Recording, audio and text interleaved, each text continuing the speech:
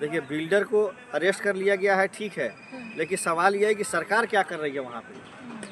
मतलब सरकार ने अपना पल्ला झाड़ने के लिए हमने आपके ऊपर लाद दिया कि आप काम कर रहे थे, आपके ऊपर पूरी जिम्मेवारी है। 4 दिन बाद क्या होता है, उसी दिन जाना चाहिए था, उसी समय जाना चाहिए था। मान लीजिए कि हमको अभी जो है हमारी जान जाने वाली हो और सरकार हमें जो बचा सकती हो, आज नहीं आए बचाने, 4 दिन के बाद आए, तो जब तक तो हम मर चुके होंगे। हर चीज़ का वक्त की एक कीमत होती है ना। नमस्कार, मैं प्रियंका और आप देख रहे हैं द बहुजन खबर। लगातार खबरें चल रही हैं, सोशल मीडिया पे वायरल हो चुकी हैं। नोएडा की घटना, जो नोएडा में घटना हुई है उसको लेके पूरा देश शर्मसार हो चुका है। नोएडा में एक युवक है युवराज, जो 27 साल का है और उसकी डूब के मौत हो चुकी है, हत्या हो चुकी है। और इसका जिम्मेदार कौन है अभी तक कोई सामने नहीं आ रहा है, कोई जिम्मेदारी नहीं ले रहा है। प्रशासन चुपचाप हाथ बांधे खड़ा है। और दूसरी तरफ आप देखेंगे तो लगातार जो जस्मदीद हैं उनके जो गवाह हैं उनका भी बयान बदलने की कोशिश की जा रही है। इसी पे बातचीत करेंगे। मेरे साथ जितेंद्र यादव जी हैं। सर, आप कैसे देख रहे हैं नोएडा में जो घटना हुई है, वहाँ पे कोई सुरक्षा नहीं थी, तालाब था और जो लड़का युवराज जो है इंजीनियर था पेशे से, इकलौता था माँ बाप का, और वो जो है डूब गया। कौन जिम्मेदार है इसका? देखिए, जिम्मेवार तो सरासर प्रशासन है। अगर वहाँ कोई नहीं रहता मौजूद तो हम ये कहते कि कोई बचाने वाला नहीं था। लेकिन प्रशासन के लोग वहाँ पे मौजूद थे, वो चाहते तो बचा सकते थे। कोई रस्सी फेंक के या कोई जो है ना गुब्बारा का जो है ना वो फेंक के उसको पकड़ लेता, वो बच्चा पकड़ के उसको आराम से खींचते हुए ले आते। बचाने के बहुत सारे होते हैं तरीके, और नहीं बचाने का बहुत बहाना होता है कि उसके अंदर सरिया था, ये था, वो था। सरिया था, इतना कुछ था, तो फिर सरकार ने उसको पहले से क्यों नहीं इंतजाम करके रखा कि अगर वो रोड है और इस समय अंधेरा का समय है और ठंड में क्या होता है कि कोहरा बहुत होता है और इतना ज़्यादा जो है ना कुहासा गिरता है गांव देहातों में कि सड़क नज़र नहीं आती सही से कि सड़क है कहाँ। तो जिस तरीके से ये हुआ है, ये जो दुर्भाग्यपूर्ण घटना है, और सुनने में आ रहा है कि वहाँ की जो डीएम है माननीय निर्वाचन आयोग की बेटी हैं, मेधा रूपम जी हैं। तो एक तरफ उनके पिताजी तो पूरे देश में बदनाम है कि उनके रहते हुए चुनाव निष्पक्ष नहीं हो रहा है। अब उनकी बेटी पे ही आरोप लग रहा है कि उनके रहते हुए एक बच्चे की जान नहीं बच पाई। गई तो डीएम ना नोएडा की 4 दिन बाद वहाँ पे जायजा लिया ना जाके। 4 दिन बाद क्या होता है, उसी दिन जाना चाहिए था, उसी समय जाना चाहिए था। मान लीजिए कि हमको अभी जो है हमारी जान जाने वाली हो और सरकार हमें जो बचा सकती हो, आज नहीं आए बचाने, 4 दिन के बाद आए, तो जब तक तो हम मर चुके होंगे। हर चीज़ का वक्त की एक कीमत होती है ना। अभी अगर आपको भूख लगी हो तो अभी आप खाना खाएंगे ना। अगर हम 4 दिन के बाद आपको रोटी ला के दें तो आपको रोटी अच्छा लगेगा। भूख तो मर चुका होगा, आप भी मर चुके होंगे भूख से। तो उस जिस जिस व्यक्ति ने अपनी आवाज़ लगाई और उसने जो लोगों से कहा कि मेरी मदद कीजिए, और लोग उनको बचा सकते थे। ब्लैंकेट के जो थे कर्मचारी और जो उस वहाँ जो डिलीवरी करने गए थे, जो है ना डिलीवरी बॉय ने कहा कि हमने भी कोशिश की बचाने की, तो हमें प्रशासन ने अंदर नहीं जाने दिया। तो आप समझिए कि प्रशासन ना बचा रही है ना जो बचाने दे रही है। यानी कि ये तो सारा सर जो है एक तरह से जो है मर्डर हो गया। प्रशासन के हाथों से। प्रशासन के हाथों से मर्डर हो गया। एक तरह से समझिए कि एक तरह से उनकी हत्या हो गई।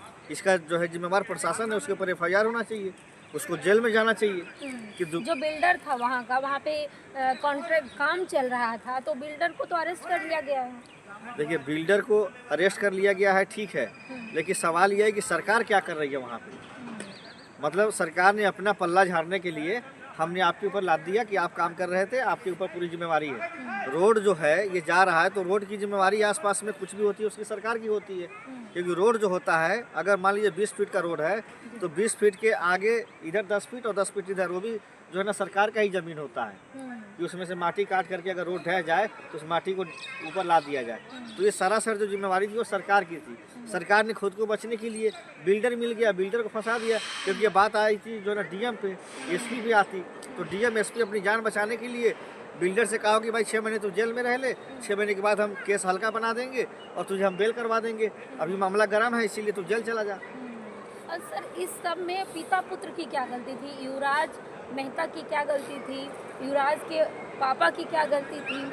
और वो 2 घंटे तक पानी में छटपटाते रहे और 4 दिन बाद उनकी गाड़ी बाहर निकाली गई। गलती यही थी कि वो जो है ना उत्तर प्रदेश में रहते हैं। गलती उनकी यही है कि वो उत्तर प्रदेश में ऐसी जंगल राज में रहते हैं जहाँ पे घरों से बेटियों का अपहरण हो जा रहा है, उनकी हत्याएं हो जा रही हैं, उनका इज्जत लूट लिया जा रहा है।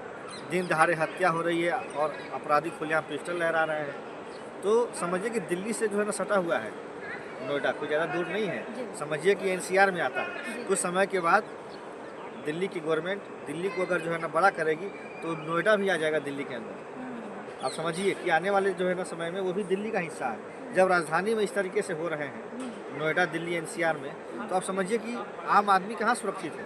लेकिन तमाम लोग कह रहे हैं कि नोएडा चमक रहा है, नोएडा दुबई बन चुका है। कोई दुबई नहीं बना है जी। दुबई जो है ना पूंजीपतियों के लिए बना हुआ है और अरबपतियों के लिए बना हुआ है।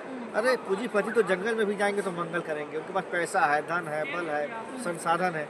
पूछिए ना उस जो है ना बाप से जिसका इकलौता बेटा शायद था, वो जी, युवराज। युवराज एक ही बेटा था शायद, कि और बेटे हैं उनके नहीं है। बताइए किसी के घर का जो है ना चिराग बुझ गया। बच्चे बचपन से पाल पोस के माँ बाप ने बड़ा किया कि हमारे जो है बुढ़ापे में हमें जो है सहारा मिलेगा। पेशे से युवराज इंजीनियर थे, माँ बाप का जो है सहारा बनते। आज जो बेचारे जो है माँ बाप कहाँ जाएंगे बताइए। माँ बाप की क्या गलती थी? क्या रोड पे चलना? लेकिन कह रहे हैं कि काम तो हो रहा है, कार्रवाई तो हो रही है। कोई कार्रवाई नहीं हो रही है। ये सारी प्रशासन लीपापोती कर रही है। अगर हकीकत में अगर जो है कार्रवाई करवानी है तो PWD जो होता है, जो रोड के आसपास की जो कामों को देखता जी। है, उसके अधिकारियों को FIR करके जेल में डालना चाहिए। उस बिल्डर को नहीं डालना चाहिए। मान लीजिए कि ये रोड है तो रोड से जो है कोई भी आदमी जो है अगर जा रहा है, अगर आपको लगता है कि यहाँ पे जो गड्ढा है या पानी है, तो वहाँ पे कुछ इस तरह का इंतजाम होना चाहिए कि लोगों को नज़र आए कि हाँ यहाँ पे गड्ढा है, हमको बचना है। और जो इतना जो है ना कुहासा था कि आजकल जो है यूपी में और बिहार में शाम को और सुबह को इतना कुहासा गिरता है ठंड में कि लोगों की गाड़ियाँ तो बहुत दूर की बात है, अगर आप पैदल जा रहे हैं तो आपके सामने कुछ दिखेगा नहीं और गाड़ी आ जाएगी। वो तो समझिए कि बहुत बड़ी लापरवाही है सरकार की। सरकार को इस पर जो संज्ञान लेना तो चाहिए। क्या मेधा रूपम को इस्तीफा दे देना चाहिए? इतनी बड़ी घटना जो हुई है नोएडा में। बिल्कुल, वहाँ की DM है। एक चीज गांव में जो है एक पुरानी कहावत है कि अगर जो है ना कोई अच्छा काम होता है तो ताली जो है ना कप्तान के लिए बजती है, तो गाली भी जो है ना कप्तान खाएगा, है ना। तो मेरे कहने का मतलब ये है कि कप्तान साहब हैं और वहाँ के DM जो है मैडम है, उनको तुरंत इस्तीफा देना चाहिए। जिस तरह से उनके पिताजी का नाम बदनाम है कि उन्होंने लोकतंत्र की हत्या कर दी, वोट चोरी करवा रहे हैं, अब उनके बेटी के ऊपर यह आरोप लगेगा कि उन्होंने एक निर्दोष की हत्या करवा दी, क्योंकि उनके DM रहते हुए भी 4 दिन तक उनको समय नहीं मिला जाने का। आज के समय में अगर मान लीजिए कि अगर 1 सेकेंड के लिए अगर किसी मंत्री का बेटा उस गड्ढे में गिर गया होता, या योगी आदित्यनाथ की गाड़ी जो पलट गई होती उसमें, या मान लीजिए कि केशव प्रसाद मौर्य की गाड़ी जो पलट गई होती और उनका बेटा होता उसमें, तो क्या इतने 4 दिन के बाद DM को वहाँ टाइम मिलता जाने के लिए? यानी कि आम नागरिक की कोई जान की कीमत नहीं है। समझ लीजिए जो VIP लोग हैं, भाजपा के बड़े बड़े मंत्री मिनिस्टर हैं, उन्हीं की जान की कीमत है। बाकी गरीब उत्तर प्रदेश का किसी भी जाति धर्म का हो, उसकी कोई कीमत नहीं है। धन्यवाद। तो आप देखिए जितेंद्र यादव जी ने खुल के बता दिया है कि यहाँ आम जनता के जान की कोई कीमत नहीं है।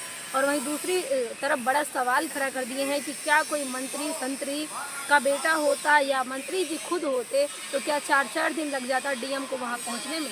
आपको क्या लगता है? कमेंट बॉक्स में हमें अपनी प्रतिक्रिया जरूर दीजिएगा। धन्यवाद।